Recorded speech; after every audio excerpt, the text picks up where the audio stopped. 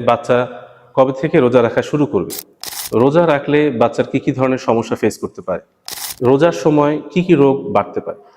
রোজার সময় বাচ্চারা রোজা রাখলে কি ধরনের অ্যাক্টিভিটিতে তারা থাকবে? বাচ্চার মায়েদের রোজা রাখার ব্যাপারে পরামর্শ।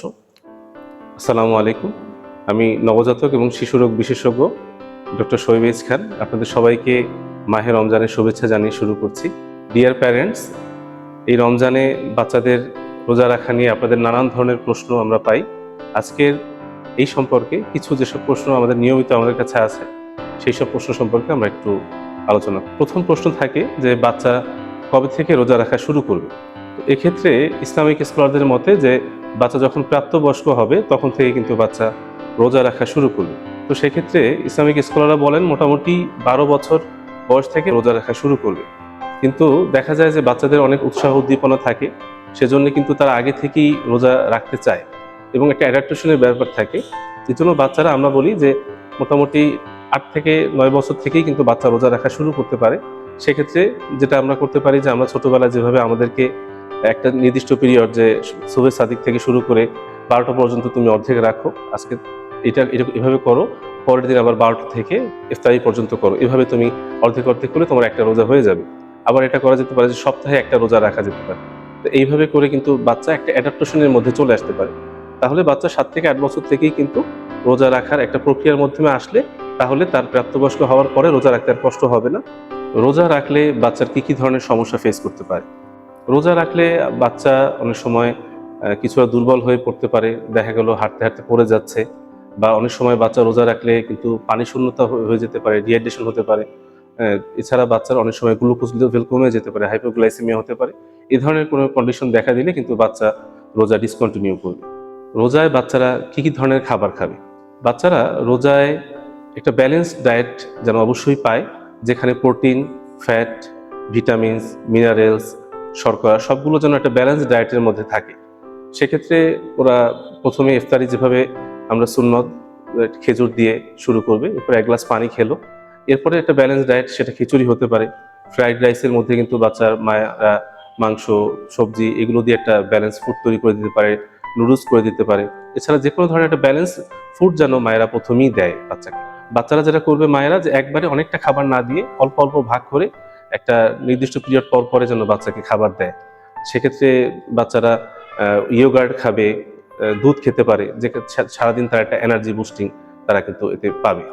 অতিরিক্ত ভাজা পোড়া, চর্বি, তেল জাতীয় খাবার, এসব খাবার, প্রসেস ফুড বিশেষ করে, এটা অবশ্যই তারা যেন অ্যাভয়েড করে এবং খাবারটা একবারে না খেয়ে যারা যেন একটা সার্টেন পিরিয়ডে অল্প অল্প করে খাবারটা খায়, তাহলে বদহজম হওয়ার সম্ভাবনাটা একটু কম থাকে। বাচ্চাদের মায়েদের প্রশ্ন থাকে যে এই সময় আমরা পানি কিভাবে দিব। বাচ্চারা সাধারণত এই সময়টাতে যদি রোজা রাখে ডিহাইড্রেশন হওয়ার সম্ভাবনা প্রচুর থাকে। এই জন্য ইফতারি থেকে শুরু করে সেহরি পর্যন্ত কিন্তু তারা মিনিমাম 8 থেকে 10 গ্লাস পানি তারা খাবে। সেক্ষেত্রে সেহরিতে ইফতারিতে যখন তারা শুরু করলো তখন কিন্তু 1 গ্লাস পানি খেলো, এরপরে কিন্তু তারা ফলের জুস খেতে পারে ইফতারি। হ্যাঁ, তো সেখানে 1 গ্লাস পানি জুস খেলো, 1 গ্লাস পানি খেলো, এরপরে একটু পরপর তারা কিন্তু পানিটা খেতে থাকবে। আবার সেহরিতেও যখন সেহরিতে ঘুম থেকে উঠবে তখনই ঘুম থেকে উঠিয়ে 1 গ্লাস পানি খেলো। হ্যাঁ, এরপরে আবার খাবার খাওয়ার পরে পানি খেলো। এইভাবে অল্প অল্প করে পুরোটা সময় জুড়ে তারা 8 থেকে 10 গ্লাস পানি খাবে। রোজার সময় কি কি রোগ বাড়তে পারে? রোজার সময় সবথেকে বেশি যে সমস্যাটা নিয়ে আসে, অনেকটা খাবার একসাথে খাওয়ার কারণে বদহজমের সমস্যা হয় এবং সেখান থেকে কিন্তু তারা ডায়রিয়া জনিত রোগে নিয়ে আসতে পারে। সেখান থেকে পানি শূন্যতা এবং পানি শূন্যতা জনিত মারাত্মক স্বাস্থ্য ঝুঁকিতেও কিন্তু এই সময়ে তারা পড়তে পারে। এজন্য সর্বোচ্চ সতর্ক থাকতে হবে যাতে পানি শূন্যতা কোনোভাবেই বাচ্চাকে আক্রান্ত করতে না পারে। এছাড়াও যেই সব সংক্রামক রোগ এই সময় চলছে, বিভিন্ন ভাইরাস জ্বর চলছে, সেগুলো যে কোনো সময় তাদেরকে আক্রান্ত করতে পারে। রোজার সময় বাচ্চারা রোজা রাখলে কি ধরনের অ্যাক্টিভিটিতে তারা থাকবে? অবশ্যই তারা বাইরে যে খেলাধুলা, রোদের মধ্যে বেশিক্ষণ থাকা, ক্লাস বা অতিরিক্ত যেটা পড়াশোনা যেটা যেতেই হবে সেটা ছাড়া কিন্তু তাদের বাইরে অ্যাক্টিভিটি একেবারেই কম থাকবে। ইনডোর অ্যাক্টিভিটি তারা যতটা করতে পারে। এবং এই সময় যেটা হয় যে বাবা মায়ের অনেক সময় বাচ্চাদের সাথে যে বিকেলে যেটা কোয়ালিটি টাইম স্পেন্ড করে সেটা অনেক সময় ইফতার বানানোর জন্য সেটা করতে পারে না। এই জন্য কিন্তু অবশ্যই ইফতারির পরে বাচ্চার সাথে একটা কোয়ালিটি টাইম আপনারা স্পেন্ড করার চেষ্টা করবেন। রোজা রাখবে না কারা? যেসব বাচ্চারা ক্রনিক কোনো ডিজিজে ভুগছে, ক্রনিক কিডনি ডিজিজে ভুগছে, এছাড়াও টাইপ 1 ডায়াবেটিক্সের যে বাচ্চারা, তারা কিন্তু সংশ্লিষ্ট যে চিকিৎসকের আন্ডারে তারা আছেন, শুধুমাত্র তাদের পরামর্শ নিয়ে টাইপ 1 ডায়াবেটিক্সে আমরা জানি যে ইনসুলিন নিতে হয়। চিকিৎসকের পরামর্শ অনুযায়ী তারা রোজা রাখবে, তাদের পরামর্শের বাইরে কিন্তু তারা রোজা রাখবে না। এছাড়াও একিউট কোনো কন্ডিশনে যদি কোনো বাচ্চা কোনো রোগে আক্রান্ত থাকে, সেই অবস্থায় কিন্তু তারা রোজাটা ডিসকন্টিনিউ করবে। রোজার সময় বাচ্চাদের ঘুমের ব্যাপারে, বাচ্চারা রোজার সময় কিন্তু ঘুমে বেশ ব্যাঘাত ঘটে, কারণ মায়েরা ইফতারি, সেহরি এই সময় নানান কাজে ব্যস্ত থাকে। এই সময় বাচ্চাদের কমপক্ষে 8 থেকে 10 ঘন্টা স্বাভাবিক যেভাবে তারা ঘুমায় সেটা কিন্তু কন্টিনিউ করতে হবে। সেক্ষেত্রে যেটা হয় যে বাচ্চারা যদি 10টার সময় ঘুমায়, তাদেরকে 8টার সময় ঘুম পাড়িয়ে দিতে হবে, যেহেতু সেহরিতে অনেক বাচ্চাই উঠে যায়। আরেকটা বিষয় লক্ষ্য রাখতে হবে যে অনেক সময় আমরা যেটা করি যে ইফতারির পরে একবারে না ঘুমিয়ে সেহরি করে অনেকে ঘুমায়।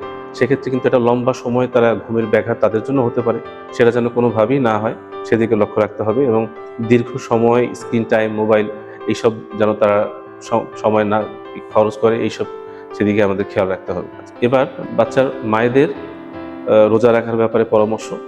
6 মাসের নিচে যেসব বাচ্চারা শুধুমাত্র বুকের দুধের উপরে ডিপেন্ডেন্ট, তাদের মায়েরা রোজা রাখার ব্যাপারে কিন্তু বেশ শিথিলতা ইসলামে রয়েছে। তারা পরবর্তীতে রোজা রাখতে পারবেন, এবং যদি কেউ রোজা রেখেও থাকেন সেক্ষেত্রে লক্ষ্য রাখতে হবে যে বাচ্চা 4 বা 5 বারের বেশি প্রস্রাব করছে কিনা।